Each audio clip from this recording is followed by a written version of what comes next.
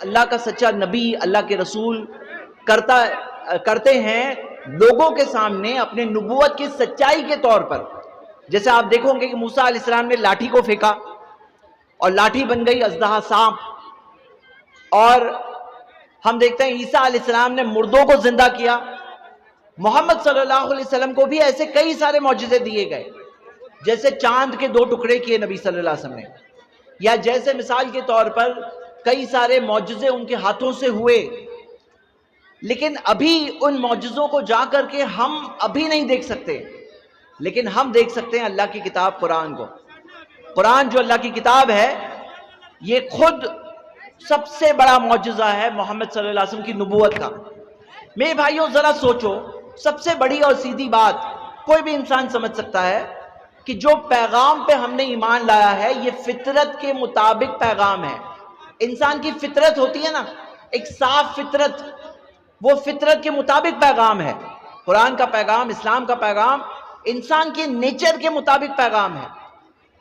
اب جیسے اگر میں آپ سے سوال پوچھوں اور کوئی بچہ جواب دے گا، یہاں آپ سب بچے دھیان سے سنو، ہاں ایک بچہ کوئی جواب دے گا میرے سوال کا.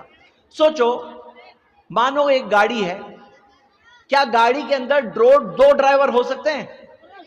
ایک رائٹ سے کھینچ لے، ایک لیفٹ سے کھینچے، ایک ایکسیلیٹر دبائے، ایک بریک دبائے، ایسے گاڑی چلتی ہے؟ سامنے سے کچھ آ رہا ہے، کوئی گاڑی آ رہی ہے، ایک بول رہا ہے نہیں رائٹ سے کھینچوں گا، دوسرا بول رہا ہے نہیں لیفٹ. تو گاڑی کے 2 ڈرائیور ہو سکتے ہیں؟ نہیں ہو سکتے. اب سوچو، چھوٹی سی گاڑی کے 2 ڈرائیور نہیں ہو سکتے، تو اس پوری کائنات کا چلانے والا اللہ کے علاوہ کوئی اور ہو سکتا ہے؟ ہاں، اگر ایک کے علاوہ اور ہوتے تو کیا ہو جاتا؟ ایک چھوٹی گاڑی میں 2 ڈرائیور آ جائے تو کیا ہو جائے گا؟ گاڑی میں 2 ڈرائیور کو دے دیا جائے کنٹرول کہ دونوں کی چلے گی تو گاڑی درہم برہم ہو جائے گی، گاڑی کا ایکسیڈنٹ ہو جائے گا. تو اللہ تعالیٰ نے فرمایا سورۃ الانبیاء میں سورہ 21 آیت نمبر 22، وَلَوْ كَانَ فِيهِمَا آلِهَةٌ إِلَّا اللَّهُ لَفَسَدَتَا، اگر آسمان اور زمین میں اللہ کے علاوہ اور معبود ہوتے فساد ہو جاتا. یعنی اور گاڈز ہوتے اور پالنہار چلانے والے ہوتے تو فساد ہو جاتا. آپ بتاؤ، سیدھی سمپل بات ہے کہ نہیں ہے؟ کوئی بھی دنیا کا انسان ہے اس کو یہ بات سمجھنے والی بات ہے کہ نہیں ہے کہ آسمان اور زمین کا ایک ہی مالک ہے؟ سارے انسانوں کا ایک ہی مالک ہے، سمجھنا آسان ہے کہ نہیں ہے؟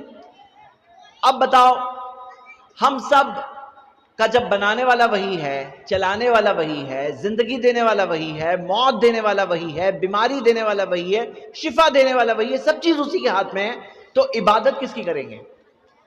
عبادت بھی اسی کی کریں گے نا. ایک اور مثال دیتا ہوں، اب یہ جواب بڑے لوگ دیں گے انشاءاللہ. ہاں، سوچو ایک آدمی ہے جس کا ایک باس ہے، باس مالک ہے، مالک بولتا ہے یہ کرو، باس بولتا ہے یہ کرو یہ کرو یہ کرو، وہ کر رہا ہے. اور دوسرا آدمی ہے جس کے 10 باس ہے، 10. ایک باس بولتا ہے یہ کرو، دوسرا بولتا ہے نہیں وہ کرو، تیسرا بولتا ہے وہ کرو، سب کا آپس میں اختلاف. تو مجھے بتاؤ، ایسے 2 لوگ، ایک ہے جس کا ایک باس ہے، ایک مالک ہے، اور دوسرا ہے جس کے 10 باس ہے یعنی 10 مالک ہے، دونوں میں سے سکون کس کے پاس ہوگا؟ ہاں، کس کے پاس؟ جس کا ایک مالک ہے.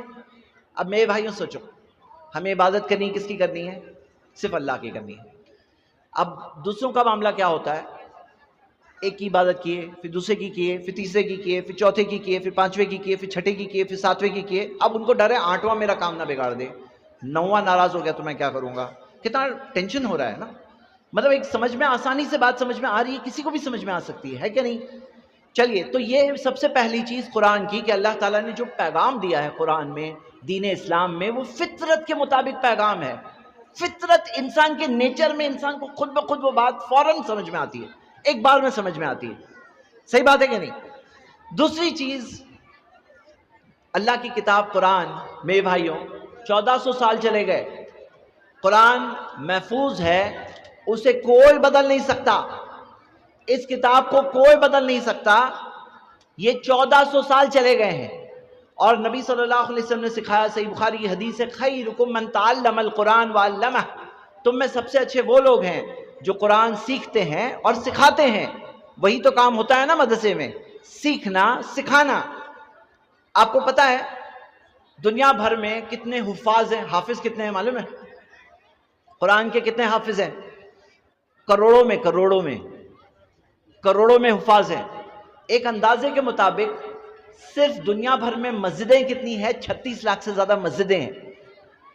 ایک ایک مسجد میں رمضان میں ہم جانتے ہیں کہ کئی حافظ ہوتے ہیں، اور کتنے سارے حفاظ کو پڑھانے موقع نہیں ملتا ہے، جگہیں نہیں ملتی ہے، چھوٹی چھوٹی جگہوں پہ پڑھاتے ہیں، گھر میں پڑھتے ہیں. تو آپ جانتے ہیں کروڑوں لوگوں نے قرآن کو یاد کیا ہے اس روئے زمین پر، اور اللہ تعالیٰ نے فرمایا وَلَقَدْ يَسَّرْنَا الْقُرْآنَ لِلذِّكْرِ فَهَلْ مِن مُدَّكِرٍ، کہ ہم نے اس کتاب کو آسان بنایا ہے الذکر کے لیے، یاد دہانی کے لیے، نصیحت کے لیے، یاد کرنے کے لیے آسان بنایا اللہ تعالیٰ نے.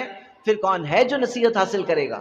ایسے ہی نہیں ہو رہا ہے یہ کہ پورے قرآن کو لوگ یاد کر رہے ہیں، اپنے سینے میں محفوظ کر رہے ہیں. ایسے ہی ہو رہا ہے؟ ایسے ہی نہیں ہو رہا ہے. یہ ایک معجزہ ہے. کوئی اور کتاب ہے کیا؟ کوئی اور کتاب اس روئے زمین پہ ہے کیا جسے اتنے سارے لوگوں نے یاد کیا ہے؟ ہاں کوئی اور کتاب؟ میرے بھائیوں، دنیا کی اگر سب کتابوں کو جلا دو تو بھی قرآن پھر سے لانا کوئی مشکل نہیں ہے. اتنے سارے قرآن حافظ ہیں، اتنے سارے حفاظ ہیں. اور یہ سلسلہ صرف ابھی سے نہیں ہے. سب سے پہلے قرآن کے حافظ کون تھے معلوم ہے؟ کون بتائے گا؟ سب سے پہلے حافظ کا نام کون بتائے گا؟ کون بتائے گا؟ قرآن کے سب سے پہلے حافظ کون تھے؟ خود محمد صلی اللہ علیہ وسلم تھے. خود پیارے نبی محمد صلی اللہ علیہ وسلم سب سے پہلے قرآن کے حافظ تھے. اور صحابہ اکرام میں کئی سارے صحابہ کی پوری لسٹ ملتی ہے جنہوں نے قرآن کو یاد کیا تھا. اور ہم دیکھتے ہیں وہ سلسلہ جو وہاں سے شروع ہوا ابھی تک چلتا ہے اور چلتا رہے گا کہ قرآن حفظ کیا جاتا ہے. آپ کو پتا ہے میرے بھائیوں، سندیں ہوتی ہیں قرآن کی، سندیں، کہ یہ قرآن جو استاد شاگرد کو سکھا رہے ہیں، استاذ کو کس نے سکھایا؟ ان کے استاذ نے سکھایا. ان کے استاذ کو کس نے سکھایا؟ ان کے استاذ کو نے سکھایا. یہاں تک کہ پوری سند پہنچتی ہے محمد صلی اللہ علیہ وسلم تک. ایسی سندیں ہیں، پورا شجرہ ہوتا ہے، پورا سندیں ہوتی ہے. اور آپ دیکھو گے کہ متواتر سندوں سے قرآن کی ساری قراتیں ہمیں ملتی ہے. متواتر کسے کہتے ہیں؟ کہ ہر زمانے دور میں اتنے سارے لوگ ہیں کہ کوئی جھوٹ پہ اتفاق ہو ہی نہیں سکتا. تو قرآن کی حفاظت کس نے کی ہے؟ اللہ نے کی ہے. اور آپ دیکھو گے کہ صرف وہی نہیں، قرآن کی مینیوسکرپٹ، قرآن کے پرانے نسخے الحمدللہ موجود ہیں، میوزیمز میں موجود ہیں. اور آج انٹرنیٹ کے زمانے میں ایسی ویب سائٹ بھی آ گئی جن میں ایسے کئی سارے نسخے موجود ہیں. آپ کوئی بھی آیت ڈھونڈو، آپ کو وہ آیت کئی سارے نسخوں میں ملے گی، سینکڑوں. الحمدللہ یہ کیا ہے؟ اللہ کی طرف سے ہے. یہ بھی اللہ کی طرف سے ہے. اور آپ دیکھو گے بچے گیم کھیلتے ہیں کہ لائن سے سب بچے بیٹھے ہیں، پہلے کے کان میں کچھ بولو، پہلا دوسرے کے کان میں بولے گا، دوسرا تیسرے کے کان میں بولے گا، چوتھا تیسرا چوتھے کے، ہوتے آخری بچے کو وہ بات آ کے پھر سے بولنا ہے. تو دیکھتے ہیں کہ شروع میں جو بولے تھے وہ گھوم کے واپس آنے میں بہت مرچی مسالہ لگ گیا ہوتا ہے. بات کہاں سے شروع ہوئی تھی اور کہاں بن کے آ گئی، ایسا دیکھا جاتا ہے. لیکن قرآن کی خاصیت کیا ہے معلوم ہے؟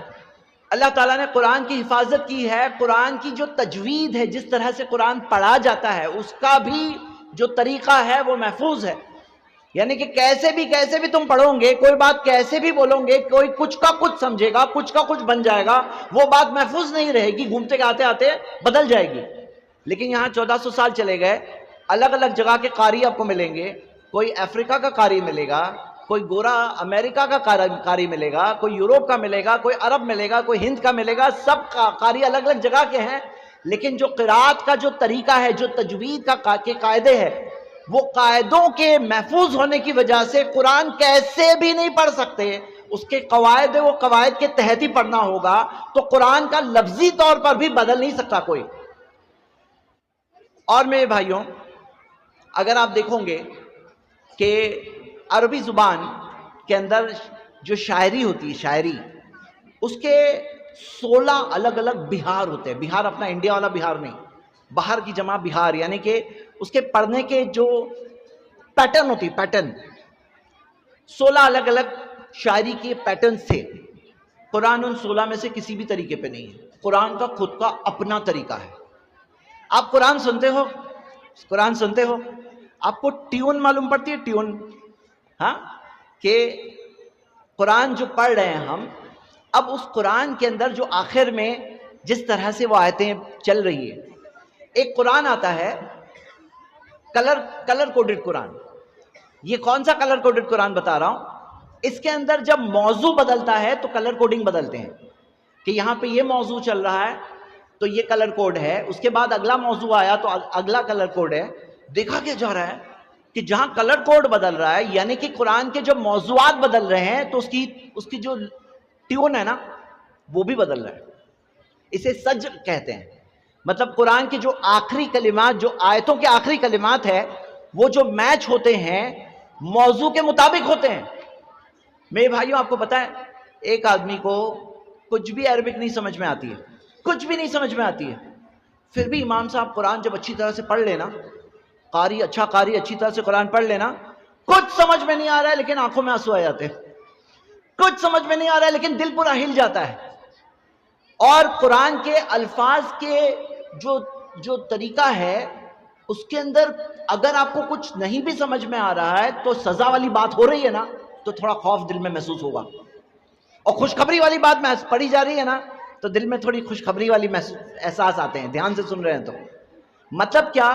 میں نہیں کہہ رہا ہوں مت سمجھو، سمجھنا ضروری ہے، ہر ایک کے لیے سمجھنا ضروری ہے.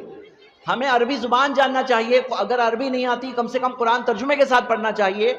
لیکن سمجھنے والی بات کیا ہے کہ یہ ایک ایسی کتاب ہے، ایسے ایکسپیریمنٹ موجود ہے انٹرنیٹ پر، آپ دیکھ سکتے ہو. اور ہم لوگوں نے خود ایک بار ممبئی میں ایک پروگرام کیا تھا، وزٹ مائی مسجد، جس کے اندر غیر مسلمانوں کو دعوت دی تھی کہ آئیے ہماری مسجد میں دیکھیے ہم لوگ کیا کیا کر رہے ہیں، مسجد میں کس طرح سے عبادت کرتے ہیں، ایک تعارف پیش کر رہے ہیں. ہم ان کو مسجد میں دورہ کرائے، تھوڑا سا گھمائے.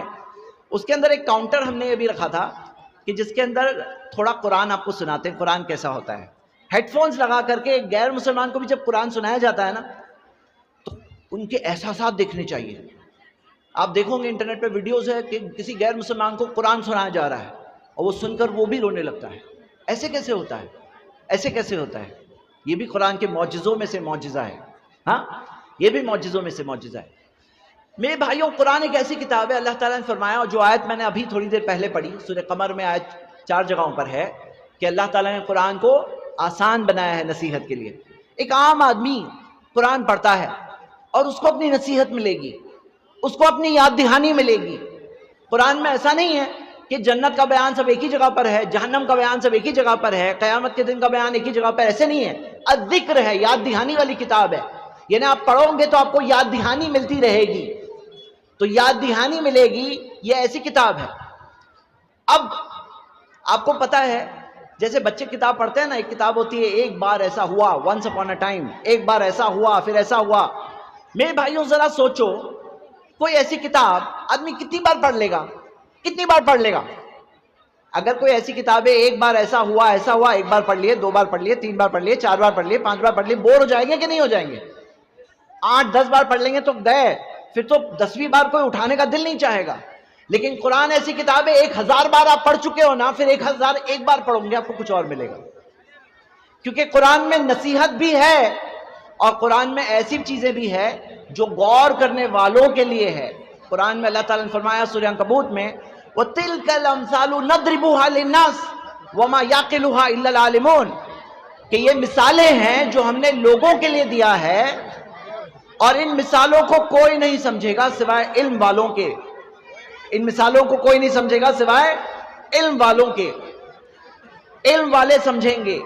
مطلب ایک مثال ہم لیں اگر کہ کنویں کا پانی ہے سب کے لیے، لیکن جس کے بازوؤں میں زیادہ طاقت ہے وہ زیادہ پانی بھر کے لے آئے گا. مطلب کیا؟ میرے بھائیوں، دونوں چیزیں اللہ کے کلام میں ہے. نصیحت والوں کے لیے، نصیحت پانے والوں کے لیے، نصیحت طلب کرنے والوں کے لیے نصیحت بھی ہے، عام لوگوں کے لیے پیغام بھی ہے، یاد دہانی بھی ہے، اور ساتھ ساتھ میں غور کرنے والوں کے لیے گہرائیاں بھی ہے، خزانے بھی ہے اس کتاب میں. ہم نے یہ چیزیں دیکھیں قرآن کی